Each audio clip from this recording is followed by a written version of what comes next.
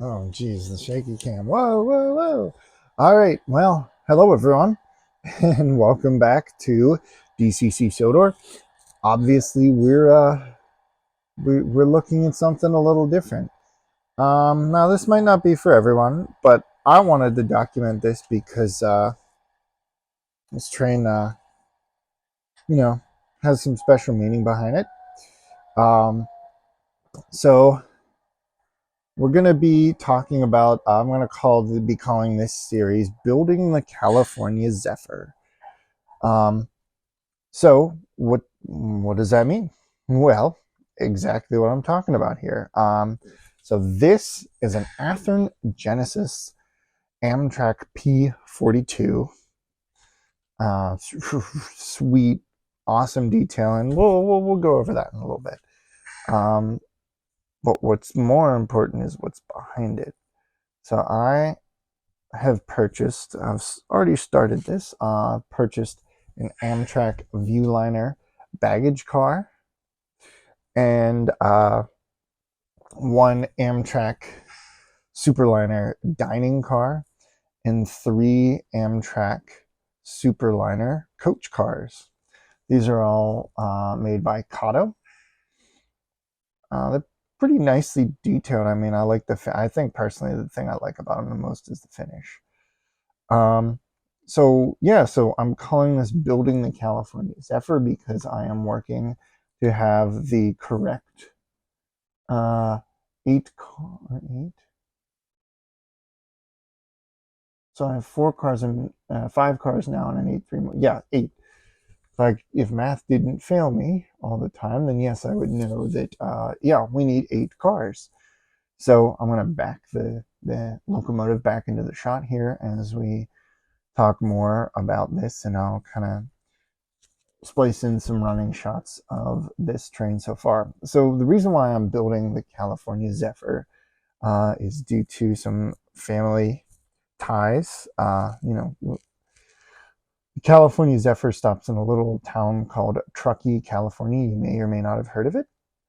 I'm going to need to fix some of that, but we'll talk about that.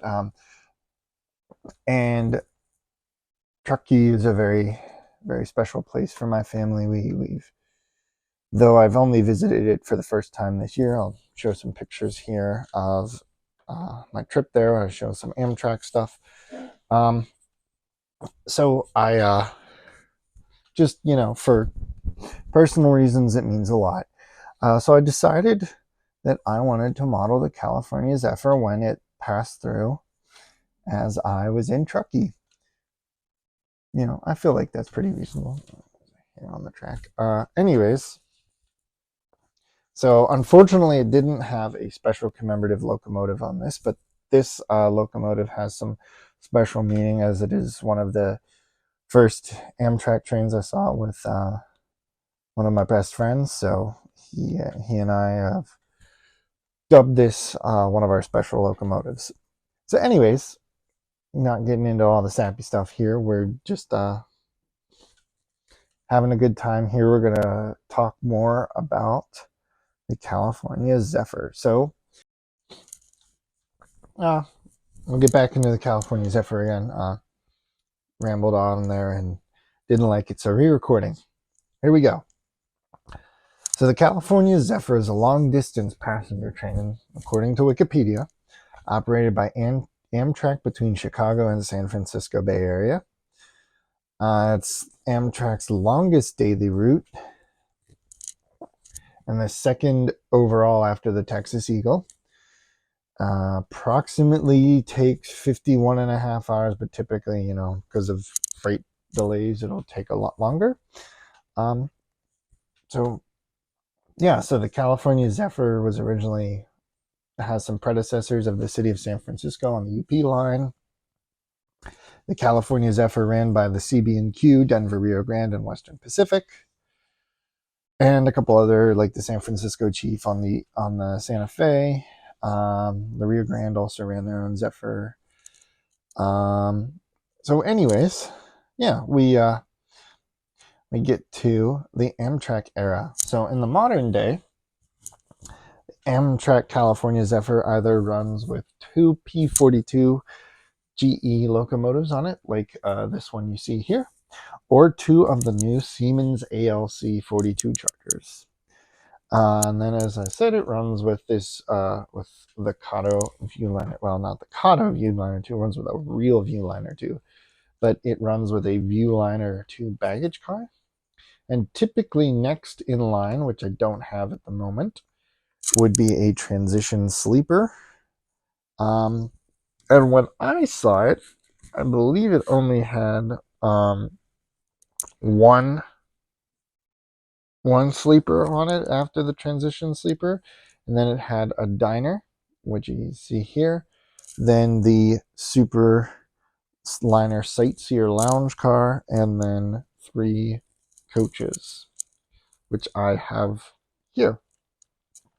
Unfortunately, for some reason, Kato only does one road number, so they're all 34041, and I wanted to make sure I got the latest run because I know some of the older runs, they don't have these nice animated roller bearing caps, which I'll get a close-up of here because it's really hard to see because the trucks are black, and the correct black colored trucks. So I'm going to keep running this train back and forth, and you're going to get real bored. So anyways, I chose again to get 108 just because it has some personal significance, and I've started the process as well of converting these cars to KD couplers. So I'm going to pop this up, run 108 forward again, and there's someone on eBay. I don't quite remember his name off the top of my head, but I'll put something in the description there that has lots of detail parts that they make for the transition superliner, that they make for the superliners, and for the Viewliner baggage cars. So currently, because I wasn't sure if I was keeping these couplers or not, I don't think I am. I think I'm going to choose to get some closer coupling in here if I can. We've got these nice detailed ends. So this black here, let's see. All right, well, change of camera on iPhone certainly helps the focus. So this is the end there. I had a cane painted black, and I painted some of the detail onto it. Right now, like I said, it's just loose on there so that I can decide, and I'm pretty sure that I'm going to put some actually short KD couplers on here, because if you see, these stick out way past the diaphragms, and my curves aren't super wide, but they're not super tight either, and I'm sure some better close coupling would make these cars look way better. And so I'll have to order some more KD couplers to be able to do that. And then the same person that makes these special detail parts for the baggage car also makes them for the superliners, and I haven't quite done that yet. I haven't purchased that yet, but I do want to paint some of the details on the ends of the superliners here. And then as well, I'll show on the bottom, I've purchased these Kato KD coupler conversions. So this is really to help the coupler swing. And I mean, you know, I don't need that. I don't really like that. And I want these cars to couple pretty damn close together. Like, to me, that's way too far apart. Like, these diaphragms should be like close together like that. So yeah, I've only done that on these 2 cars that I have here. The rest, I'm gonna slide these cars over into this. Actually, I'm just gonna use my hands and pick them up. Throw them over here. And I'm gonna pull in the coach cars. These coach cars are pretty nicely detailed. I like these little end bars that they've got in the diaphragms. I mean, they've got plenty of molded in detail, which you know, you can easily snap a picture of or find pictures of online. And then Kato has these really nice features that, oh geez, there's a whole bunch of dust on the bottom of this. You can pop this off, and this car doesn't have it. So I'll show it. There's little contacts in there, and you can actually throw in a circuit board. It'll give it marker lights, and I'll show that off here in a bit.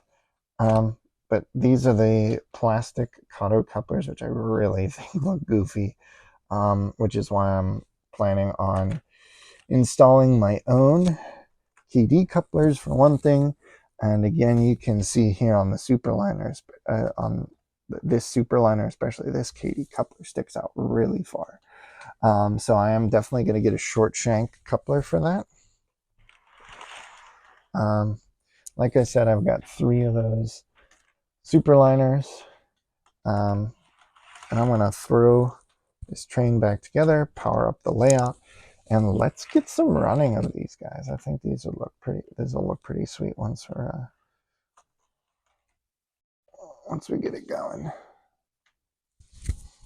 So I'll meet you back, and we'll take a look.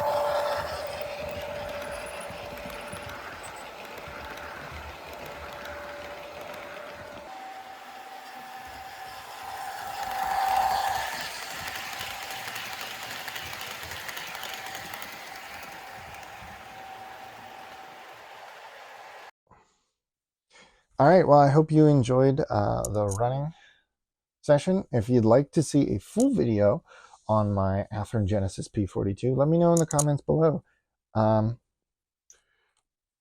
So what's next for the future? So like I said, I need a transition sleeper, another sleeper car after in addition, and then the sightseer lounge, and I'll also need another P42, or I could get a Bachmann charger, but I really would rather stick with keeping Athearn Genesis and Athearn Genesis motors together and speed match them a lot easier. So Athearn has just recently announced that they're doing a new run of these P42s with the new Phase 7 paint scheme, and I really like the way the Phase 7 paint scheme looks, so I'm probably going to pair 108 with one of the new Phase 7 locomotives. I may go with Phase 5, I'm not sure yet. Kind of depends on if we see Phase 7 pop up more on P42s, or if they just start to disappear. If they start to disappear and those Phase 7s become pretty special, then I'll keep with the Phase 5s, because I do like the Phase 5s. So, and I'm sure I'll put pictures up of all that. So let me know if you want to see more of this. I'm still calling this part 1 of hopefully many.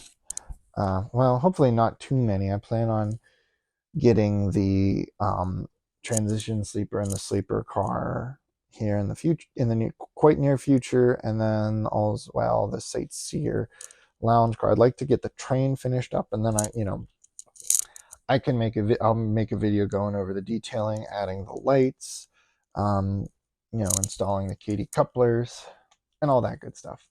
And in the background, you might have seen a preview to my next video. So, as always, thank you guys so much for watching. Stay tuned. Don't forget to like this video if you liked it. Let me know your thoughts in the comments, and be sure to subscribe. As of the recording of this video, we just hit 1,000 subscribers. So thank you guys so much for that. I'm so appreciative, and I look forward to bringing you more content. So again, thank you guys so much for watching, and I'll see you all in the next video. Goodbye. Many of the products featured in this video can be found at Factory Direct Hobbies. Using my link in the description, you can help to support the channel with future installs. Be sure to check out Factory Direct Hobbies. If you'd like to see even more content from DCC Sodor and early access to some content, be sure to check out my Patreon. Link in the description. Pledge today, and you can help this channel to grow even more, and to help me get DCC installs out faster to you, and more frequent videos and tutorials on how-tos and different things about DCC and just modeling in general. So if you'd like to see more videos like that, be sure to check out my Patreon page.